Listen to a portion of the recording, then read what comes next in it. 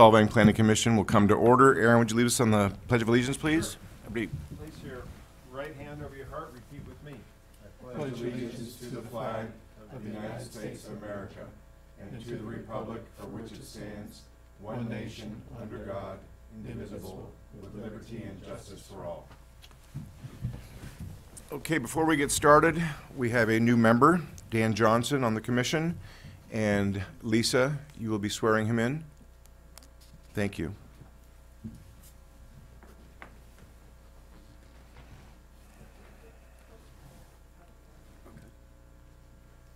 Raise your right hand and repeat after me. I, Daniel Johnson, Do solemnly affirm do solemnly affirm that I will support and defend that I will support and defend the Constitution of the United States the Constitution of the United States and the Constitution of the State of California and the Constitution of the State of California against all enemies, foreign and domestic, against all enemies, foreign and domestic, that I will bear true faith and allegiance that I will bear true faith and allegiance to the Constitution of the United States to the Constitution of the United States and the Constitution of the State of California, and the Constitution of the State of California, that I take this obligation freely without any mental reservation or purpose of evasion, and that I will well and faithfully discharge the duties upon which I am about to enter. Thank you. Welcome, Dan. Hang on a second. Okay, at this point, any member of the public or audience is allowed to speak on any item that is not on the agenda this evening. Is there anybody here that'd like to speak on any item that's not on the agenda? Negative? Okay. Any requests for continuance, withdrawals, ex-agenda items? Nothing? Any conflicts on any of the items tonight? Ex-party communications? Aaron? Yeah, I'll have a conflict on 2A. I'm just located too close to the old mill development, so I'll have to leave the room. And we have enough people for a quorum, so we're still good there. And then Aaron will come back for the second item on the agenda. There are two tonight. And then we have some amendments to the minutes, correct? Yes? Gay Infanti let me know that there was some changes to be made to the minutes, which I already amended. There was also an email from Lansing Duncan that requested some changes, and those were made as well. Okay, and so those will be attached with the amendments and the changes to the minutes. Would somebody like to approve the minutes from our last meeting on February 5th? I move that we approve those minutes with the Second. changes. I'll second. All in favor, say aye. Aye. Okay, the minutes from February 5th are approved. At this point, we will go to our first item on the agenda. And would staff like to give the report? Bye, Aaron.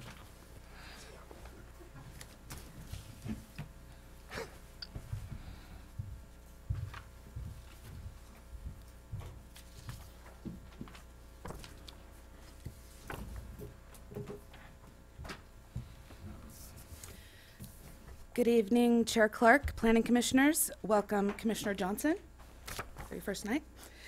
This, excuse me, is a request for a development plan at 486 to 490 First Street, located at the Old Mill Shops, also known as the Clock Tower Building. I've added an aerial photo just so you get the idea of where we're talking about here in Solvang. The applicant is requesting approval of a development plan for the renovation and change of use of an existing restaurant, excuse me, retail and commercial building into the existing restaurant, retail, and 14 hotel rooms within the TRC zone district. The applicant, hang on just a second. The applicant is also requesting a modification to the parking requirements to be considered. Just one note that they have submitted for a structural renovation, an at-risk structural renovation. If by chance this does not get approved by the Planning Commission, the structural elements would be approved under a ministerial permit either way. Okay. Some of the site statistics for this proposal, the zoning is TRC. The setbacks for the front is 30 feet from center line, or yes, 30 feet from center line of the public street. The sides do not have any setback, and the rear is 10% of the depth of the lot. Again, this property is already developed with the restaurant and the existing building, so the setbacks will not change. The land use designation is tourist commercial. Again, there's a commercial building on site already with retail and office space and an existing cell site. The surrounding properties are all in the TRC retail buildings, or the park is across the street. It's served by Solvang Water and Sewer. Some of the background of this project, the two lots will need to be merged as part of the conditions of approval. And this was originally an old mill. I could not find an original permit for that, though. There was a single-family dwelling on the lot that I found a permit for that was demolished. And some of the locals might remember the old Round Table Pizza that used to be at this site, which I remember. There was also an old ice cream shop that never met head height, if anybody remembers that. Cafe Angelica was the original or one of the original restaurants, and the Surrey Cycles was also part of this back in the day. Currently, there's 8 parking spaces on site and a garage.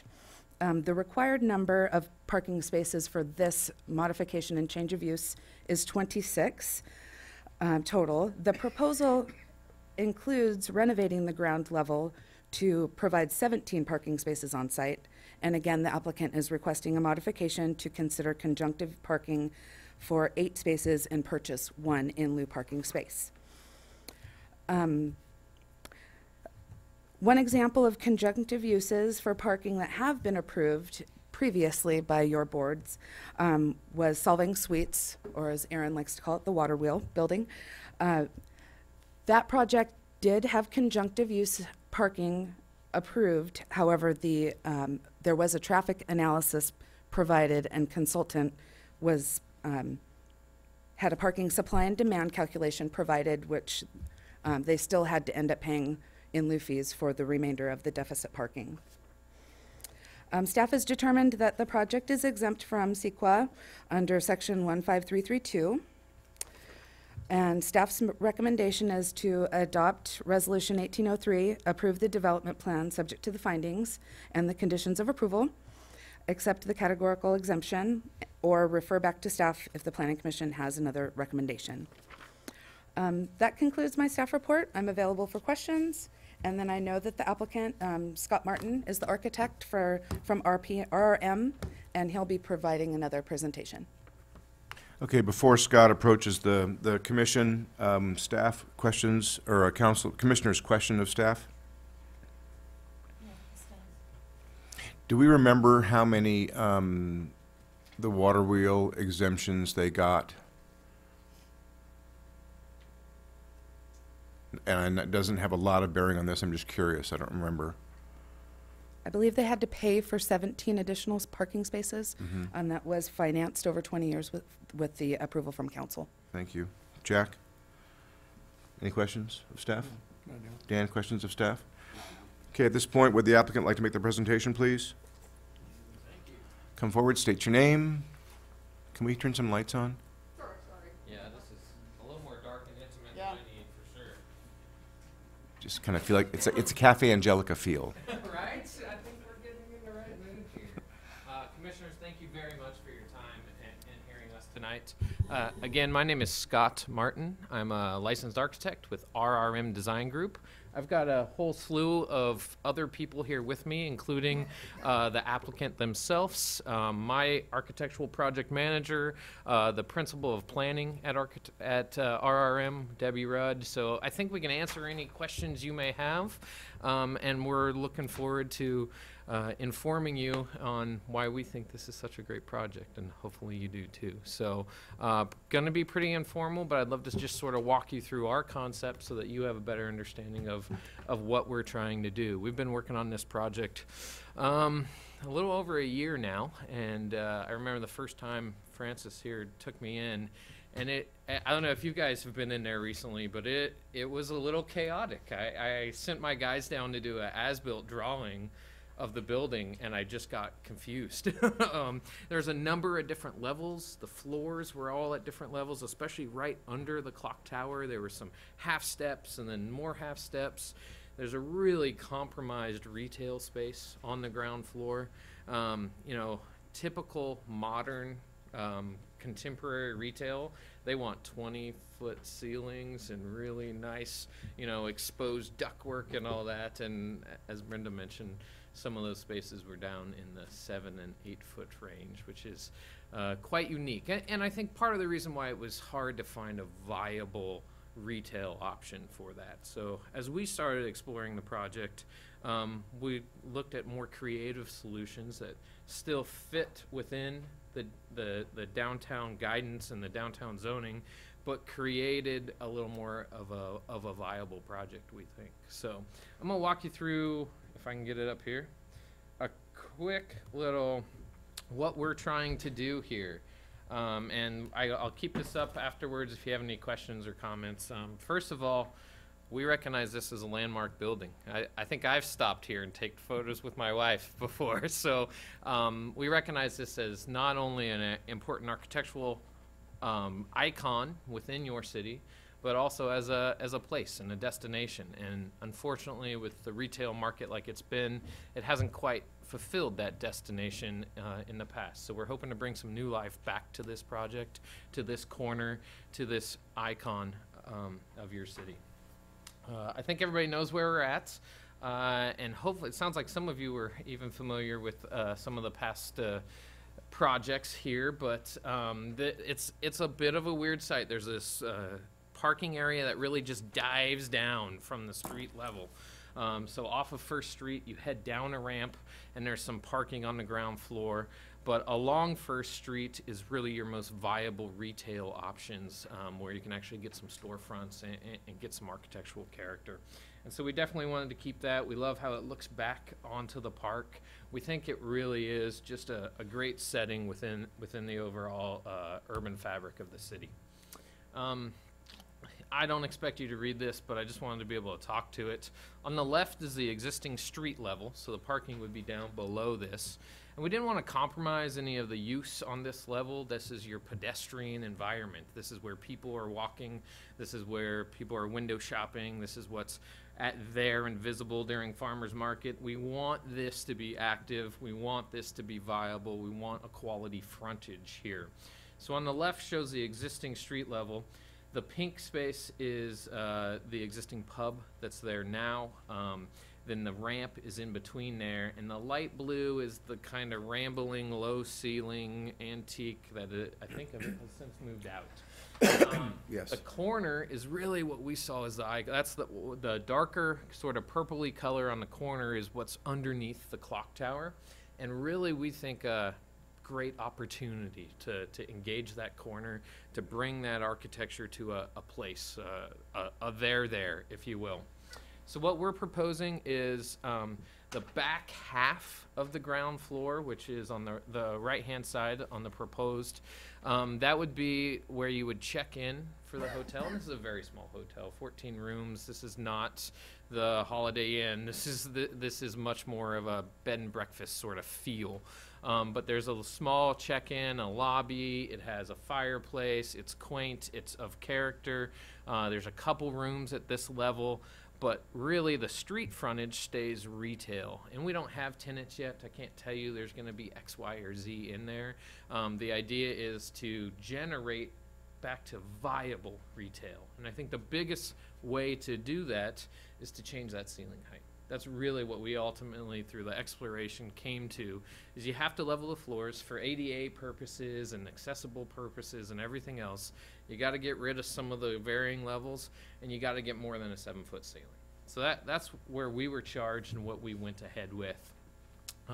What you see now is the second floor, so we're up a level, and right now it's all was some sort of retail, although it's been sitting empty since I've known it.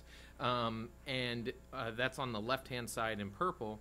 On the right-hand side, what we're proposing is this becomes the people space. This becomes the hotel functions. So there's a wonderful opportunity for windows, for some real sort of unique hotel vibe and character that can be created, little honeymoon suites, and the ability to sort of section off parts of this where you could have a wedding party, you could have somebody rent out the whole floor. We think it offers a tourist attraction and a venue that not every other hotel in town can offer. So we think it's something special and something unique. You'll also see in white there on the proposed second level, that's where we cut the floor space out. So that's what I usually get yelled at by a developer. You're removing square footage? What are you possibly thinking? But what we're really doing is there's these great cute little windows that allow that first floor to become a 2-story volume. That's how you can create, I think, really quality retail space. That volume becomes up to the much more typical retail of 18 and 20 feet without disrupting the integrity of the architecture on the outside. And we'll show you how we did that, but we think that's sort of the best way to get viable retail into this space.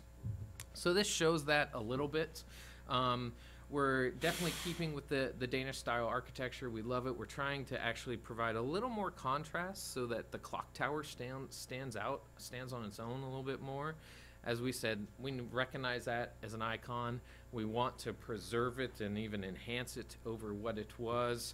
But this shows you, if I can get my finger to work, this is where we're taking what is currently these little bay windows and making that all retail frontage. So instead of just this little guy here at 8 foot for actual frontage, we're able to get the whole way up. Thank you, sir.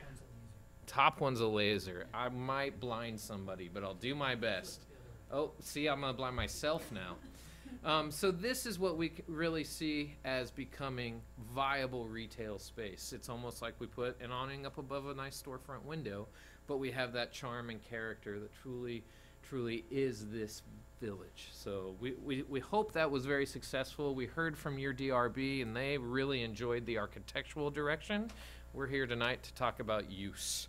So the development permit as well as the actual parking. So I want to gleam through architecture, but I want to focus a little bit more on that. Trying to show how we're really limiting the area of change. We're trying to bring some more modern windows and door systems into here. We've talked to DRB about what those should look like and how they'll function to maintain that and preserve the character of the building, but still provide something much more functional. So there's limited area of change. It's just right here on that on the south elevation, and then this we're adding one dormer, sort of picking up on the architectural character that's already there, and doing some deck and stair reconfiguration towards the back of the building. This would be inside that parking area, hardly seen by many, but there's, again, it's been kind of a hodgepodge over years. We're trying to clean that area up as well. So the purpose of this is really to show there's not that much change. You can see, this is one of the things I talked to the DRB members about. There's been some weird things happening over the years. There's floating brick. That's an architectural thing that nobody ever really likes to see. So we're actually trying to enhance that here, bringing an arch in, stealing some of the architecture from other areas of the building. Instead of so much roof, taking another dormer and recreating that over here. So this is sort of a before and after of how we envision this. This is an alley. We want to provide a little bit more of a usable area. We don't have a tenant, but that has the potential to be a little patio. You can still see into the park from there. Much more of it's just a ramp right now, and it's just not very attractive and not very friendly space to be in. So we're trying to create this project to be more for people. The entry still stays down at the corner. We're trying to highlight some of the architectural banding. Some windows become doors, some doors become windows, but the goal is that you still squint and see the same building. That's the architectural style is already so articulated and well defined that we don't want to change that. We want to actually make it better, we hope. That's our goal. Again, no tenants predefined, but this shows how that interior space, that retail space could look by removing the floor to this level. We can have these window, instead of just an 8-foot ceiling, we can bring that ceiling up. We can have these windows and the park view beyond, allow light and engagement and people activities to see into that retail space. And we think it can be really viable and really a great quality addition to the commercial. This shows sort of the look and feel of the interior of the hotel, trying to build upon what's already here and appeal to people who can't get exactly this vibe everywhere. So it's a much more quaint hotel. It's not a big grand lobby. It's not a big food service. It's much more intimate than any of that. So here's where we start talking parking. I like to say I see this as sort of two issues tonight. If you see that otherwise, I'd love to hear input on that. But one is the development permit. We want to move forward with this project. We think it's a great project for a great location. We need to go back to DRB, but we've worked with them, and I think we're heading in a good direction there. What the other portion of this is how to deal with parking. And again, the pedestrian level, the street level needs to be for people. So we've done everything we can to maximize the parking ability of that lower level. I don't know if you want to call it a basement or I'm calling it below street level. But there's an old garage down there right now. There's some really just storage space, and we're working structurally to maximize how many parking spaces we can get down there. The goal being we want to provide enough parking for the hotel use and have a couple extra for commercial of any sort that comes and goes over time. So that's our goal here. As per your code, if it just exact reading of your code, that puts us 9 spaces shy of what exactly we need. I want to break that down a little bit more. First of all, I'll tell you, last time I was here with my family in a hotel, I drove with another couple. We saw a show outside. It was fabulous, but I think this as a destination spot isn't necessarily every visitor coming in their own car and parking downtown. I think there's an opportunity, whether it's a wedding party where the whole family's getting in the car, or you and another couple, or however that works, we see a parking demand decrease. The applicant is also the owner and operator of the Sideways down in Buellton, so they've got some experience with the area. They know what is marketable and sellable and can actually function. So transportation is changing by the day, whether it's Ubering around town, whether it's your pedicabs around here, whether it's grabbing one of these shuttles and or tour buses that come in. A lot of people are traveling around town, through town, and in and out of town, not by the traditional car. So things are changing, and we're trying to respond to that and still have what we believe we need for this project. I know there are other projects in town that, if you were just looking at commercial, that just pay the in lieu fee and don't park any on site. We think we can get all the hotel requirement on site plus some commercial. We think that's what makes a viable project. Our client doesn't want to shoot themselves in the foot and not have a viable project. So the last thing we're going to do is a project that won't work for their end. We're close. We're in the heart of downtown, so there's public parking close nearby, walking distance. It's available for any commercial uses, those sorts of things. We also see just the fact that we are doing a mixed-use project, and I think everybody says mixed use and thinks, oh, that means retail and residential. Well, in this case, we see the hotel serving very similar to how a retail would in a true mixed-use project. If you're a hotel guest, chances are you're driving here or taking a tour bus or whatever, but once you're here, you're not going to drive to go get dinner at the pub or to visit the retail shop. So just inherently, by placing some sort of complementary uses on the same site, we decrease that parking demand. Now, if you add on top of that the location, the amount of pedestrian traffic here already, the people walking around for farmers market who may go into a lot of the uses that we see pertaining on that ground floor are already driven by parking off-site or transportation of some sort of alternative means. So what we did is we looked at a couple comparative sort of city ordinances. We looked at Buellton, it has a 25% reduction. San Luis Obispo has a 30% reduction. Santa Barbara has a 50%. There's a number of case studies, and I don't know which one's right. I know what we think our client wants to make this project a functional, usable project, and we took a stab at something around that 30% range. I'd love to hear your opinion on that. So when we look at the actual proposed parking versus required, this is how we come to the numbers, just so everybody understands. The 14 suites need 14 spaces. There's not a lot of question about that. Again, I still think a family, a wedding party may come in one car and use multiple suites. So there may be the potential that it's not a one-to-one ratio. Hotel employees are envisioned to be shared between Sideways Inn and Buellton.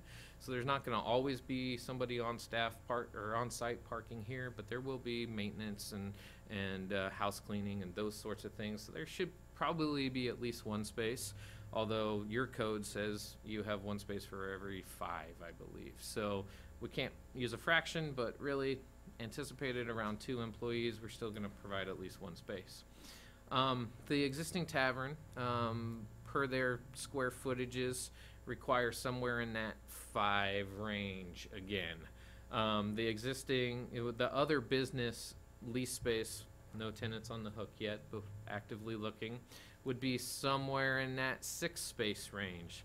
So even if you look at these businesses and this tavern as whether it's people walking down from the hotel, people in the area walking from public parking, we couldn't ever see going over the 9 spaces, and that's sort of where our deficiency lied. So we felt pretty comfortable there. We can at least provide employees and hotel parking, even though, like I said, I think we could get those down even more. We have a parking deficiency in that 9 space range. We did some math. 30% sounded like a good number. It sounded like a comparable number to many other municipalities in the area. That told us only 8. So right now, what we're proposing is an 8 space conjunctive use reduction when paying in lieu fees for 1 space.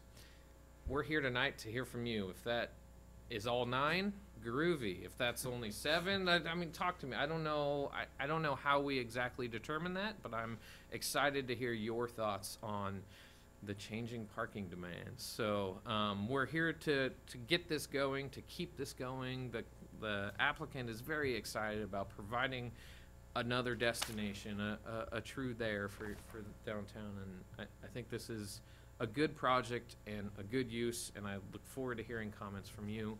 Like I said, I'm here for any questions. I've got a team here if you've got any particulars, but that's what we're trying to generate. Okay. Thank you. Thank you. Before we open this up to the planning commissioner's comments or questions, is there anybody in the audience that would like to speak about this project at this time? Nobody submitted a slip? Nobody that wants to speak about this project? Okay, at this point, we'll go to the planning commissioner's questions, comments. Start with Gay. Well, first of all, I think it's a beautiful project, and I hope we can get it built. I like what you've done with the design a lot, although that's not our purview. But I think it looks really good, and I think it would be a great addition to Solvang because we really need more of the high-end hotels to compete with some of the nicer, higher-end places elsewhere in the valley. So this would be very good for our city, I think. I do think that the conjunctive parking use that you've proposed is a little too optimistic. And I was trying to think, I understood how you did your numbers, and I was trying to think how I would do them differently. First of all, I think it's slightly unfair to everyone else who's had to pay the parking in lieu fees. But I do think there can be some overlap here, but the problem is with the 3 different uses that you have here, there's an awful lot of overlap in the hours of operation, in the retail and in the restaurant, and of course the hotel. Once someone's checked in, I think they're going to want to leave their car there, as you said, certainly overnight, and then there's going to be early check-in, and, you know, later checkout perhaps that's going to overlap with the other use of the space. So I really think that 30% is just way too high. I would look at trying to preserve all of the hotel space, possibly factoring it a little bit by anticipated occupancy rate or something like that. But the other stuff, I probably wouldn't use a 30% conjunctive use. I would use a lower percentage, and I would apply that only to the retail and restaurant space. So that would be something, if the other commissioners are interested in looking at, giving some sort of an exemption here, we can certainly talk about that. Okay. I'm not sure I understand how you're going to make all the room under the building, the lower level.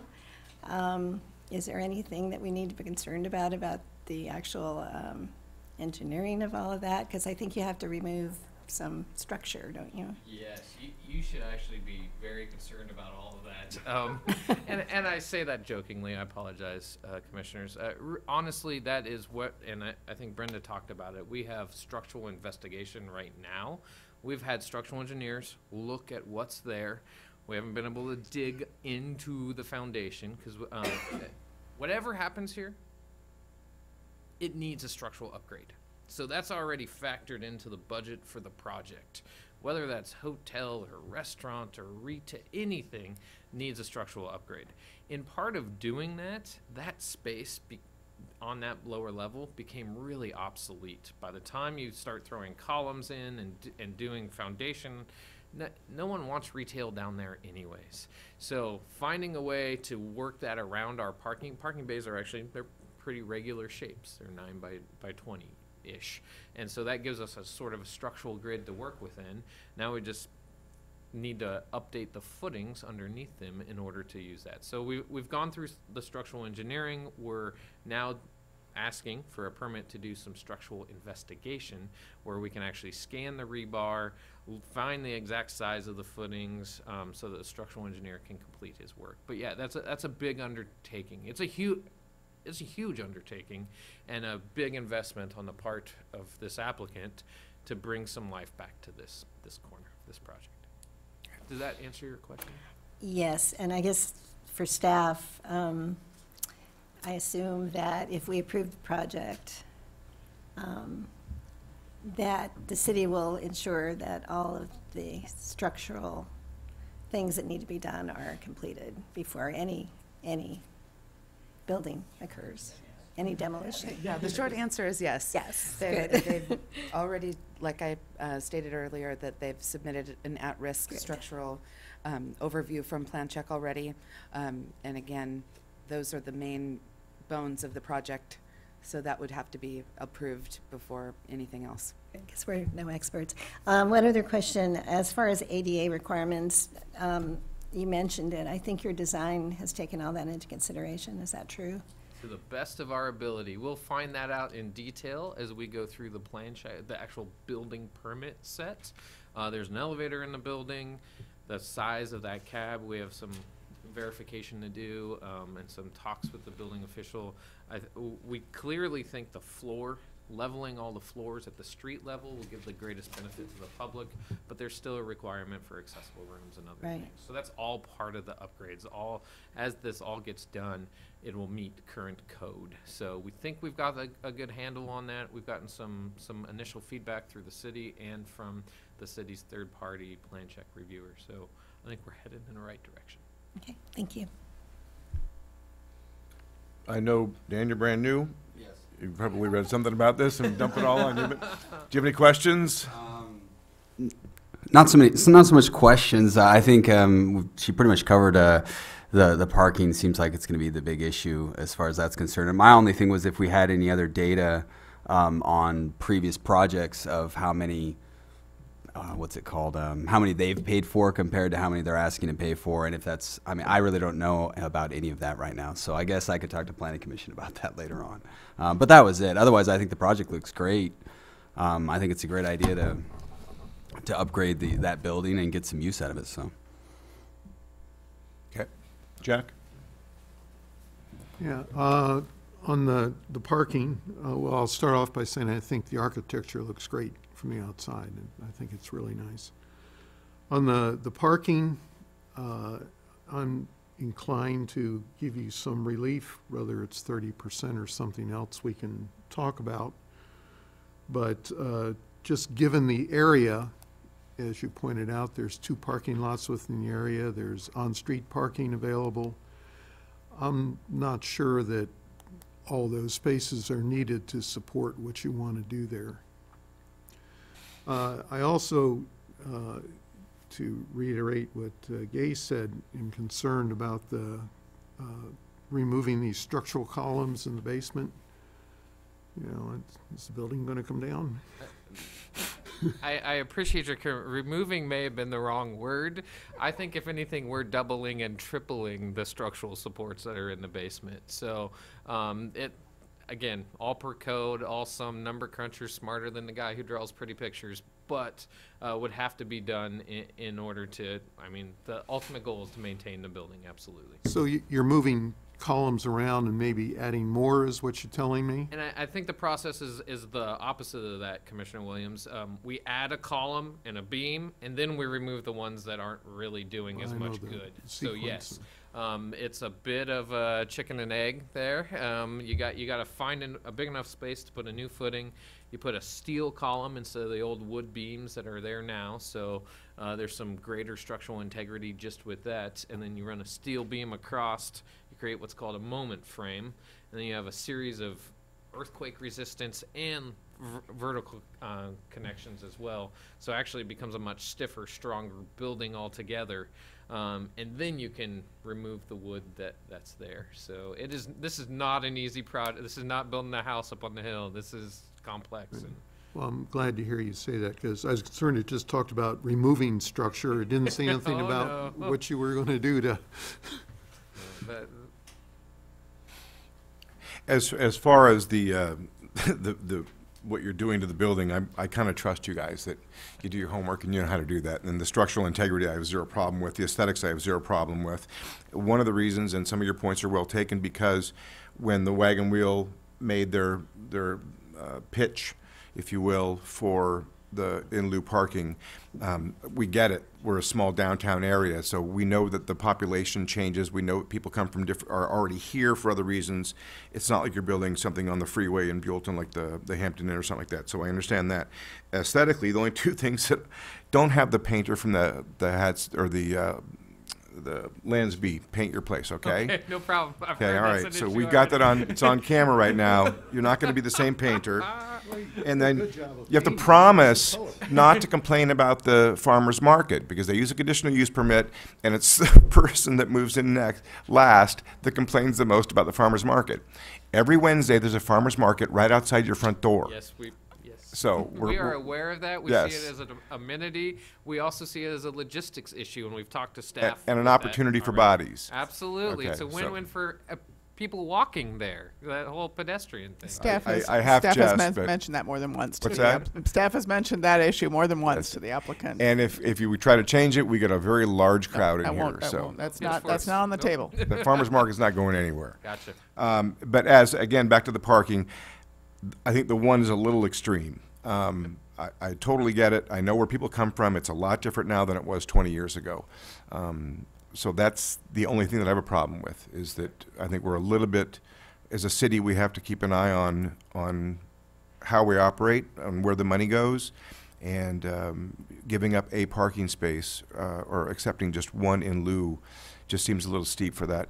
Now, you have 14 rooms, but it's a different hotel format than your roadside inns or whatever. Absolutely. So you have fewer employees, correct? Absolutely correct. In fact, there may not even be a receptionist. So much of it's done on your phone. You check in ahead of time. Your phone opens the door. It's really quite amazing now. Okay. The anticipated hotel staff would be maintenance as needed, and again, they'd be coming from Buellton. And They're currently housekeeping. already employed by Sideways. Absolutely correct. Wait, they have a really big parking lot over there. Maybe we They could do some do, shuttle. right? Shuttle the.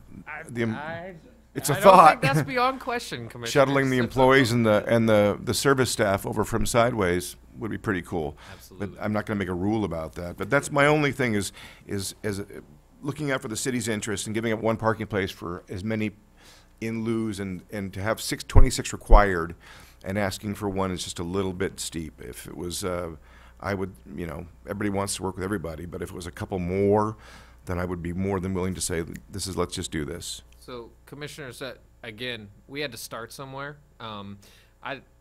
If it's a couple more, let's just do. I'm with you. Let's just do this. We took a stab. We looked at. We talked with staff. We looked at adjacent municipalities, and we said 30%. Tell me where you want to be. I mean, I educated guess. That's May I just add some Please. staff comments at this time too? We had this discussion at the very beginning with this project proposed because we knew that this was going to be certainly an impact, and we know that there was a precedent that for conjunctive use with one of our bigger projects that's still pending in town, and that developer did an analysis, hired a consultant to come with some numbers and some concrete suggestions. I think that was suggested with the applicant here, that information be provided. That gives staff a little more background in which to go forward. At this point, we're setting a precedent here, which may make it, although legal, may make it difficult for staff to implement the next project that comes in that wants a modification to parking. And again, the in lieu fees, we turn them around. We purchase land at increased expense, I might add, to offer that free parking and those amenities to everybody. And we do have a list of in lieu fees that have been paid by projects both big and small over the last 10 years, and I think that's just something that Planning Commission needs to keep in mind. Okay. If I could, I Please. think having the parking study to come up with the conjunctive use percentage would be something that I would like to see, just because I think the 30% is a little too optimistic. But it seems like you could apply the conjunctive use to retail space, the restaurant, and perhaps the employee parking. But I wouldn't want to see you give up or conflict with the hotel parking spaces. It's a nice high-end hotel. I can't see you making your guests drag their suitcases from parking lot 1 or parking lot 2. I mean, the first review on Yelp would be, they really need parking on site. So, I think you should think about that. But if we do give up some, in my view, it would be maybe 3. We'd require maybe 6 more than the 17, at least. So that's my position on that. Say that again. Instead of the in lieu of giving them 1, you would say give them 3. I would give 5. no, 6. A total of 6. Give 6, and have them pay for. They pay for 6. Pay for 6 I would have and them give pay them for 3. 6. Okay. Okay. I mean, do we want to talk about having a parking study done?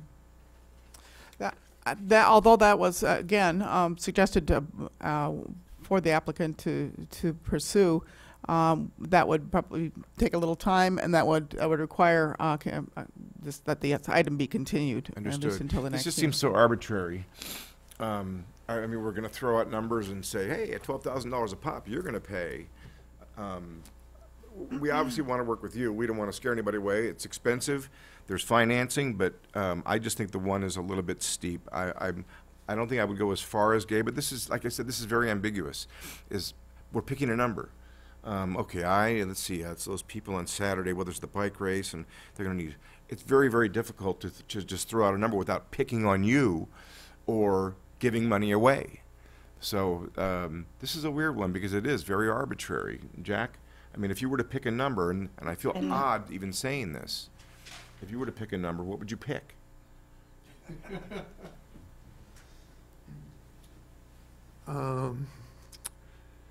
That's a tough one. I'd probably pick more like 4, That's what I was thinking was 4. just Just because, mainly because of the restaurant Because most of the people that go to the restaurant are already parking somewhere in town. Well, and the parking space in front of the building itself has got to be for loading and unloading of guests, correct? So we're going to lose that space. No? That, Okay. no, yeah. Yeah. Then okay, then check out, because it is, you're right, because it is using on your phone. Gosh, I hate this generation. I want a guy in a red jacket out there and opening my door, and another guy grabbing my bag, and I put $5 in his hand. I think she says that we have 10 years of or something of staff data on this. So why are we not using that data? It's right here. Okay. Is there any way we could come up with something using that data instead of just kind of pulling a number out of our? Actually, I computed the number. Is that where you're? Well, there you go. There we go. I didn't pull it out of my hat. I took. No, if any I of us took the here, 14 Gay does more spaces homework for- than anybody. Right, and perhaps 14 Gabe can spaces enlighten for us the into that. hotel, So go ahead. and factoring the retail, the restaurant, and the employee parking. And I came up with, depending if you round, 22 or 23 spaces would be required. So That's a so if you computed. could, Gay, walk us through that. So you had Okay. from the staff report, you had 15, Well, you have 14 for the 14 guests, for the hotel. right? And then you have one employee. 6 retail spaces required, so that'd be 7, and 5 for the restaurant, that would be 12. And then you could factor that by, if you want to use the 30%, that would be, okay, so it'd be 70% of that would be what would be required, so that would be 8.5 spaces, so I'd round it up to 9 and add it to the 14, and I get 23.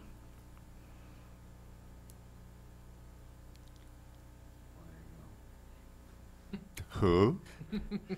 So let me just Fantastic. chime in for a second. I think, and I've been around here 20 years, I think we've only had one situation previously where we did the conjunctive. That's right. And that was the project that used a parking analyst to come to planning commission with that recommendation. And here's Took the it out of our problem. hands. Yeah, and here's the problem with trying to use precedent, and one of the reasons that it's not a legal concept in this case is each project is different. So the conjunctive uses that are proposed for Project A aren't necessarily going to be the same as for Project B. So you couple that with the mere fact that it's not a legal precedent when you make these kinds of analysis, it's really difficult to go back just from a staff perspective and say, this is what happened here, so if we're going to apply the same standard, this is where we'll get here, because it's apples and oranges. Now, legally speaking, that's the hat I get to wear.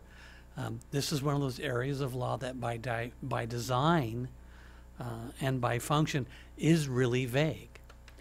And it's perfectly legal for it to be that way, to allow you to use your sound discretion and judgment to decide when to exercise your power. The power that's in the code says you may grant concessions because of conjunctive uses, and the kind of discussions you have are all the things you need to consider, but you're not legally mandated in any direction on those numbers. You get And to that- use your common sense and what you think is best. And that's why the number that I came at was, obviously more than he wants, than Mr. Martin wants, but less than that we could force on you, because, and I was here for that meeting with Wagon Wheel, four or 5 years ago. I think he thinks he'd even changed since then, is how people get to our town, et cetera. So that's why I'm leaning towards 4. That's what I feel. Anybody else? Well, we came up with the same number, we just didn't do the math that, That's the give and take of it all. There's math, and then there's, how you feel about a project and what it brings to the city, and you really want that project, what it does to that. That location's been a little quiet over the years. We all know it well. So where do we go from here, guys? So you would require I would say 21 spaces. Correct. Okay. So if you were to factor the 14 by, what, 80% occupancy.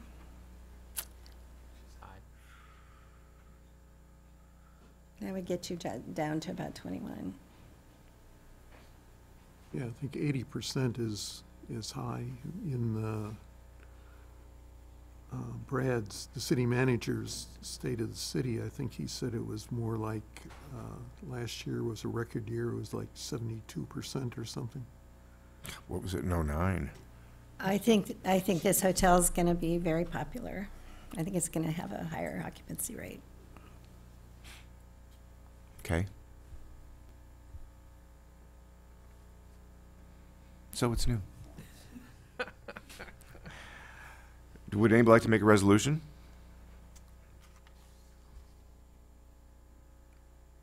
Are you at 5, 6? So that puts it at 21. We're looking at how many? 4 or 5? For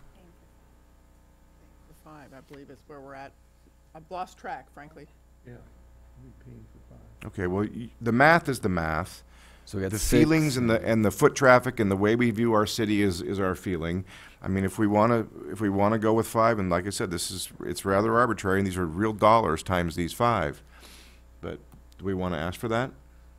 But I think the 5 sounds applicant- fair as far as 6 and 4. And The applicant has a Sure. question, I believe. Go ahead. I was just hoping maybe the actual operator and applicant could just chime in for a minute. Just, I don't know if it'll persuade you or not, or should have been part of the former presentation, but I thought Ford, you might add to this. State your name. Francis Corso with Red Tail Acquisitions. Thanks, Francis. Yeah, with this whole parking thing, I mean, we were prepared to come in here today and, walk out of here with an agreement. I understand where you're coming from with the parking lot study, right? To do the parking lot study, from engineers, everything right now is so backed up. You're looking at 6 to 8 weeks just to get a study done. And then you're looking at $7 to $10 grand to get the study. So that's almost one parking spot, right? I think, we want to get moving on this project. Time is money on our end. It is going to be a great project. We also own Flying Flags next door. We see this as being a great place for the weddings, for the bridal and groomsmen parties. And we just want to get moving. We want to make you guys happy. And on our end, we're really thinking more like 3 or 4 at the end of the day. If we had to really come together tonight and walk out of here with an agreement, 3 or 4 spaces. I know you guys are right now coming up with 5. I'm just being open with you guys because this is going to be a relationship that we need to build moving forward. And if we can walk out of here with an agreement on 3 or 4 spaces, that'll make us happy at the end of the day. Because right now, time is money for us, and we just don't want to waste any more time. Understood. Thank Thank you. Thank you. Commissioners' comments?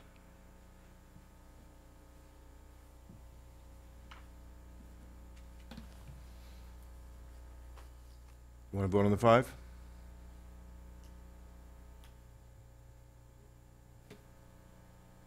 Yeah, I think we should go with the 5. Got and it. see what happens. Would someone make a resolution to adopt 1803? I move that we go with the purchase of 5 in lieu parking spaces for this project. And I think we should handle this as a separate issue from the rest of it.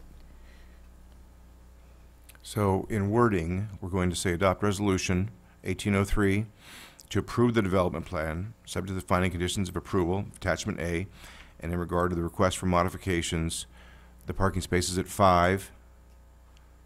As per C7D, development impact fees, payment of necessary fees as follows in the conditions of approval. And that can be sped out over time as well. Okay. Is that enough for you to make for the motion? Want to second that? And did you include the notice of exemption in that? Correct, with Okay. the category exemption for pursuant to the guidelines for implementation of the California Environmental Quality Act. And we're not referring this back to staff, so that's the way it reads. I'll second it. I'll second. All in favor, say aye. Aye. Aye.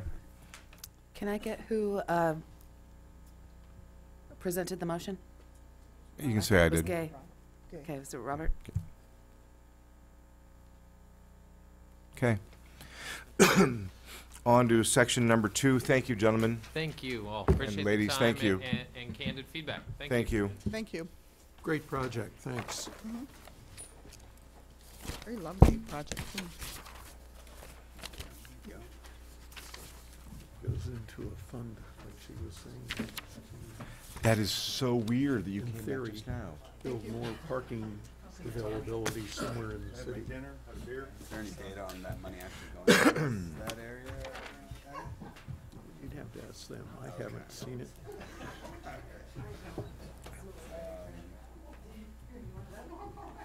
Item number 2 on the agenda. Would staff like to give their report on this?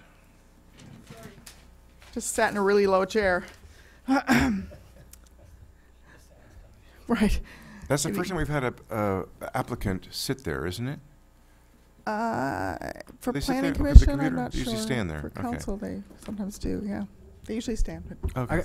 I got a question real quick on the previous, just real quick. Is there any information on where that money, the money goes and then how I'll it's let you know spent? that. Perfect. Come and talk to Brad. Well, yeah, the parking and lieu money goes basically into a parking fund. Right. And it's used, it's basically an impact fee, and it's used to purchase any number of specified projects, be that pipe dream eventually someday having enough money to build a parking structure, to buying land where we can put more parking. Right. So On it's that limited. annexed property, right, as you come into Solvang. So it's limited to that use only. Like it can't be used for anything else. Ah, that's dead. Exactly. Okay. Brad, we don't have a PowerPoint for this, do we? Okay, I didn't think so. All right, I'm going to shut this. And yeah. First Street parking was completely full tonight when I drove by, so that's a point of interest. I think that's reasonable. Thanks, Gay. Section item 2, excuse me.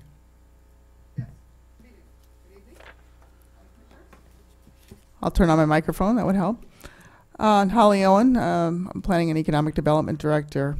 What you have before you is to review and approve the tentative parcel map 30078, splitting of a 23,617 square foot parcel into 2 parcels in the 7R1 district and accept a categorical exemption pursuant to the CEQA guidelines. This is at 1731 Laurel Avenue. There was one comment letter that was received that should be in your packet and available for your consideration. The applicant's representative and the applicant's representative is here tonight.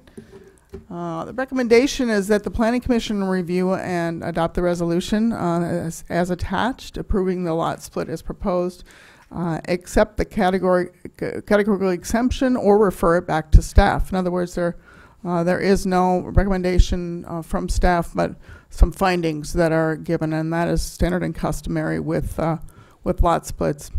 Permitted uses for 7R1 include but are not limited to a number of uses, including this one, a proposed single-family dwellings per legal lot. There are also a number of other uses that are permitted in the 7R1 zone that would apply to this lot split should it be approved. You see the project description. It's actually quite a large parcel on Laurel Avenue. The access for both parcels will be off Laurel Avenue. There'll be a 20-foot wide private easement for access and utilities over parcel 1 to serve parcel 2.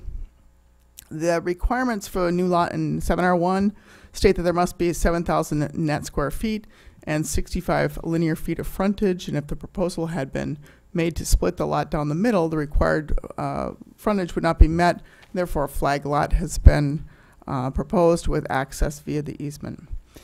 For general plan consistency, there are several housing element goals that were met, including conserving and improving the quality of existing housing, facilitate a development of a range of housing types. It also is identified in our housing element as Site 58 in Appendix B. That's our evaluation of potential sites that the housing element has identified, and it recommends that 2 units be built on that site. It also meets some goals of a conservation and open space element by some of the conditions of approval. This is the second lot split that you have considered recently, and so some of the findings will be familiar to you on section 10 here. I've got to learn to read my Latin numbers. Section 10, the findings, it says pursuant to the Subdivision Map Act, There are a number of findings that need to be made, and those have been made. It's consistent with the general plan. It's consistent with all applicable provisions of the zoning ordinance and subdivision regulations. It's suitably physical for the type of development and the density of the development. And the design of this particular project will not be likely to cause any environmental damage or serious health problems. That concludes staff's presentation. The applicant may be here to say a few words. I'm not certain if they wish to. Do you want to? Okay. State your name. That concludes staff's report. Thank you, Holly. Good evening, Brett Jones, Mr. Chair and Commissioners. I would like to introduce Al Rodriguez, the property owner here, and also my assistant, Angela Janes, behind Mr. Rodriguez. She did a lot of work on this project, and I want to acknowledge her help as well.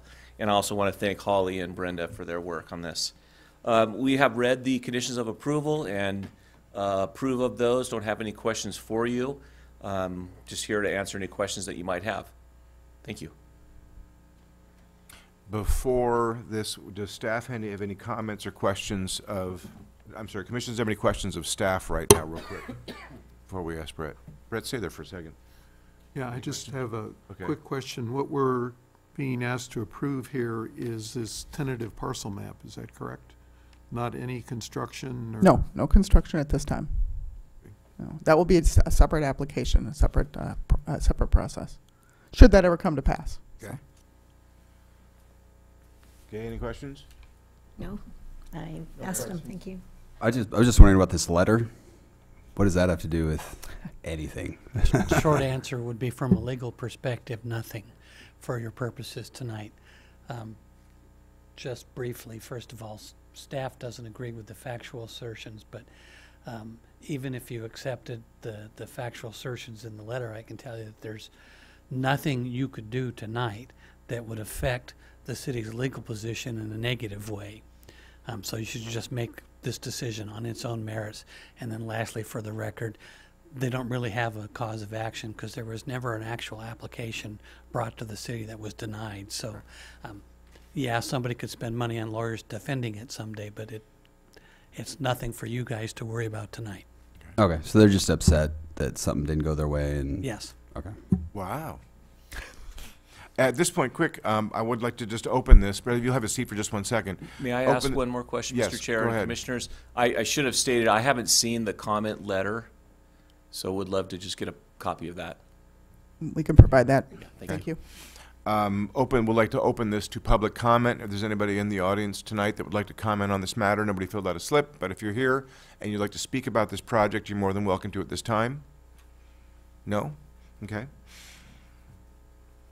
Anybody else have any comments of staff or the applicant? Comments or questions? Questions, excuse me. No? Anybody care to make a resolution? I'd like to make a comment or two. Please do. So we ought to probably discuss at some point in a general way that flag lots are permitted. I mean, we have many flag lots, and what this letter addresses, Brett, is why didn't somebody tell me we could do a flag lot because we don't have 65 feet of frontage when you divide a 100-foot lot or something. Heck, my neighbor's a flag lot. There are flag lots all over the place. Nyberg has, I mean, they're just, I was standing out there at that map, counted 20 of them, just standing at the map while you folks are doing your other issue. So from a legal standpoint, I understand it, but also from a clear conscious moral standpoint of do we allow this for this gentleman and not somebody else, we allow them all the time. Yes, that's true. In new developments, old developments, all the time. So I don't have a problem with flag lots and certainly don't have a problem with this. And I just wanted to clear the air on that. That was the issue. And obviously legally, and I don't have a problem with the flag lot. I don't know how the other folks feel. Okay. Comments? Can I just finish though? We ought to look at our code at some point because it does say clearly 65 feet of frontage on a 7. And at some point we ought to make a policy change or something so that doesn't come up. Maybe we don't have a lot of lots to divide later, But, or we just say, setting precedent that flag lots seem to be okay, so that we don't have that confusion. Given this particular design proposal, it actually did meet the frontage. From what I understand about the previous application, I was not involved, and there's nothing in the file, by the way, that shows what was proposed.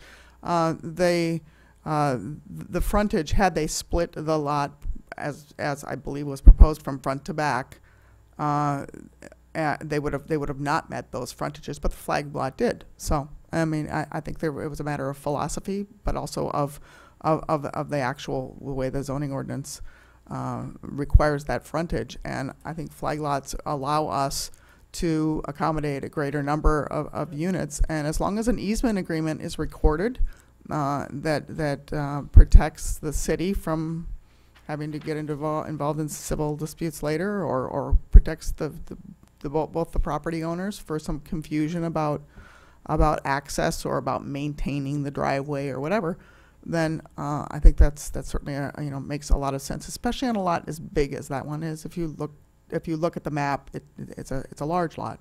And cul-de-sac lots are the same way. Yes. Many cul-de-sac lots don't have the required frontage. That's because right. you can't get them in a pie shape, but yet Exactly. they're large enough. So Right. anyway, just for the record. Mm-hmm. Jack? Yeah, I have a question on the conditions, project-specific conditions. In Section B, items 6, 7, and 8, how do they actually apply to what we're doing tonight? We're not approving any kind of construction. No, although if So there's why are grading, we talking about if there's any grading involved, or if this leads to a grading permit, it's something that we put in as standard and customary language that would cover any possible action that they would take, even if it's some sort of surveying action that would that possibly raise that concern for Native American remains. So do you have any other comments about that, There are Roy? lots of construction activities that can take place without burden of permit. So some of it's just by habit, but it's also somewhat possible that someone would own this lot and want to do something that they're allowed to do with that permit. They'd still have to comply with those conditions.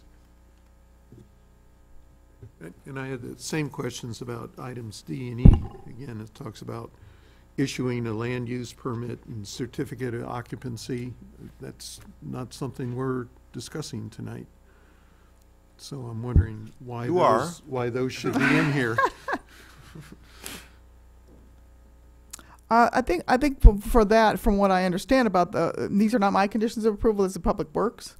At least if we're referring to the same ones in E here.